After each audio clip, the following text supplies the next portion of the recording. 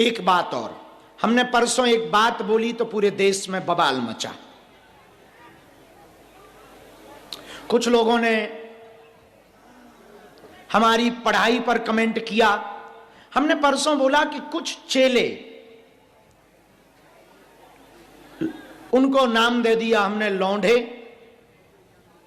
और गलत काम को लौंडियाबाजी कह दिया। उस बात से कई लोगों ने हमारे ऊपर कमेंट किया कि आप कितने पढ़े लिखे हैं। हां, यह बात सही है कि हम ज्यादा पढ़े लिखे नहीं हैं, पर उतने पढ़े लिखे हैं जितना जीवन में जीना जरूरी है। एक साधु को ये शब्द शोभा नहीं देते, ऐसे शब्द। ये बात भी सही है, लेकिन हम तुम्हें समझाना चाह रहे, जिस भाषा में तुम समझो वो हमारी जिम्मेवारी है, हम उस भाषा में समझाएं। फिर किसी ने कहा कि यदि आप इतना जानते हो कि आपके धाम के आसपास में ऐसे काम हो रहे हैं तो आप एक्शन क्यों नहीं लेते? गुरु क्या कर सकता? गुरु तो प्रार्थना और निवेदन और समझा सकता, कह सकता। और फिर आप कहो कि आपने कार्रवाई क्या की? तो जितने धाम पर ऐसे चेले थे जिन्होंने गलत काम शुरू किए, उनको हमने धाम से निकाल भी दिया। और वो परसों हमने बात बोली इसलिए कि अब कोई फिर भी ऐसा करे तो कोई भी बहन बेटी उनके चंगुल में ना फंसे, सजग रहें, सावधान रहें। ये बात हमने इसलिए बोली। कुछ लोगों को बड़ी मिर्ची लगी हमारे उस बयान से। खैर, जिन्हें मिर्ची लगनी चाहिए उन्हें लगेगी, क्योंकि जो आदमी सत्य बोलता है वो चुभता तो है, और सत्य चुभ रहा हो तो तुम्हारे अंदर मिर्ची लगे तो लगने दो, हम सत्य बोलना ना छोड़ पाएंगे। ये बात भी अलग है कि कोई भी गुरु अपने चेलों के बारे में ऐसा बोल नहीं सकता। हां, हमारे सब चेले ऐसे नहीं हैं, पर कुछ हैं, उनके लिए हमने बोला है। और जो है हमने उनको हटा भी दिया। पर दूसरी बात, इस दुनिया में ऐसा कौन होगा? हमारे चेलों को तो खुश होना चाहिए कि तुम्हारा गुरु कितना स्पष्टवादी। वरना नेता भी ऐसे हैं, पर उनके पार्टियों के अध्यक्ष नहीं बोल पाते अपने नेताओं के बारे में कि हमारा नेता ऐसा है। जनता नहीं बोल पाती।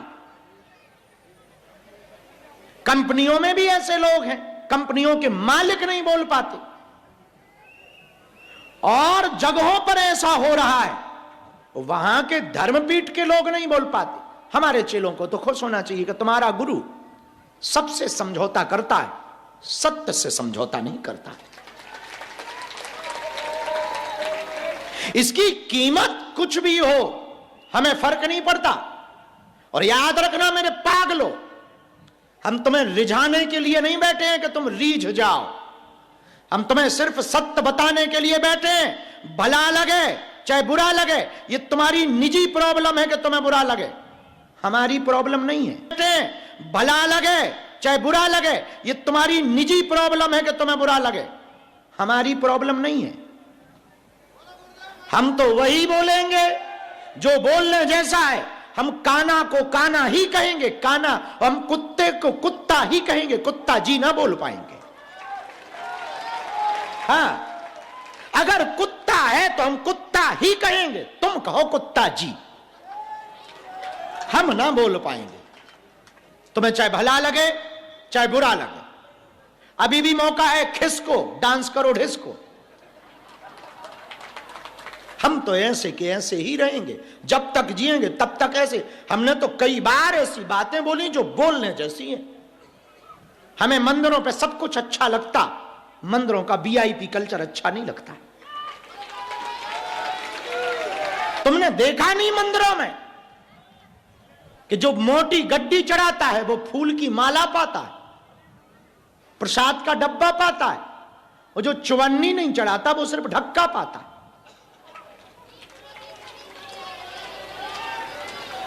तुमने देखा नहीं मंदिरों में फेमस लोगों की अलग लाइन होती, जिसे वीआईपी लाइन कही गई, और गरीब सच्चा श्रद्धालु पक्का बालाजी का भगत या बांके बिहारी का भगत या रामलला का भगत लंबी लाइन में पानी में पसीना में लथपथ खड़ा रहता है, हाथ में लिए छोटे से फूल की पंखुड़ी और 5 का सिक्का। उसे सिर्फ धक्के के अलावा कुछ नहीं मिलता है। और देखा नहीं तुमने महापाप करने वाले जो 50,000 की गड्डी चढ़ाता है, वो भगवान के पहने हुए वस्त्र को ओढ़ कर आता है। अब देखो जो है सो है। अब तुम कहो कि इसको गुरुजी जरा ठीक से बोल दो, तो हम ना बोल पाएंगे। हम नंगा को नंगा ही कहें। तुम कहो नंगा को नंगा जी या नागा जी। महात्मा नागा हुए, वो पहुंचे हुए जो अंबर को ही अपना वस्त्र बना दे वो दिगंबर हो जाते, इसलिए उन्हें दिगंबर कहा। दिगंबर में भी अंबर है। अंबर का अर्थ आसमान होता है। जो अंबर को अपना वस्त्र बनाए वो दिगंबर होता है। उनको नागाजी कहो, उनको दिगंबर कहो। श्रद्धा उमड़ती है, भाव उमड़ता है। आप कोई कम कपड़े पहने। हमने एक बहन जी को बहुत पहले कहा था, वो हमें मिली कम कपड़ों में। हमने कहा बड़ी गलत सोच है तुम्हारी। उन्होंने कहा ना ना ना, तुम पुरुषों की सोच ऐसी है कि हमारे कपड़े पर टिप्पणियां कर रहे। हमने कहा कपड़े पहनते कम क्यों हो? बोले मॉडर्न जमाना है। हमें बड़ी हंसी आई। बोले हंस क्यों रहे हो? हमने कहा क्षमा करना सिस्टर, क्षमा करना बहन जी, कम कपड़े पहनना यदि मॉडर्न जमाना है तो तुमसे ज्यादा मॉडर्न तो हमारी भैंस है, जो कपड़े ही नहीं पहनती। अब हम किसको मॉडर्न कहें? हमारी बातें सीधी सी हैं, कोई लाग लपेट। हम खुद भी गलती करेंगे तो आज हम कह रहे हैं, इसी मंच के माइक से हम स्वीकार करेंगे। हां, ये गुरु ने हमको हिम्मत दे रखी है। हम तुम्हारे साथ धोखा ना करेंगे, हम अपने ईश्वर के साथ धोखा ना करेंगे, क्योंकि हमें तो मुंह भी फिर से दिखाना है उस परमात्मा को। हम धोखा ना कर पाएंगे। हम तो जो है वही कह पाएंगे और वैसा ही कह पाएंगे जैसा है।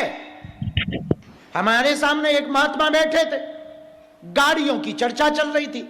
उन्होंने कहा ये रेंज रोवर है, ये BMW है, ये फरारी है, ये फॉर्च्यूनर है। हमने एक बात कह दी, वो आज तक हमको रोज वीडियो पे गाली देते हैं। हमने सिर्फ इतना कहा कि महात्मा क्षमा करो, आपने कच्छा त्याग दिया, इच्छा नहीं त्यागी। अब वो नाराज हो गए। हमने उनको भी यही कहा, आदमी हम ठीक ऐसे ही है, चाहे कमरे में रहे चाहे बाहर रहे, अकेले में रहे चाहे भीड़ में रहे, गाड़ी में रहे चाहे हवाई जहाज में रहे, बड़ा बैठा हो तो भी टोन यही है।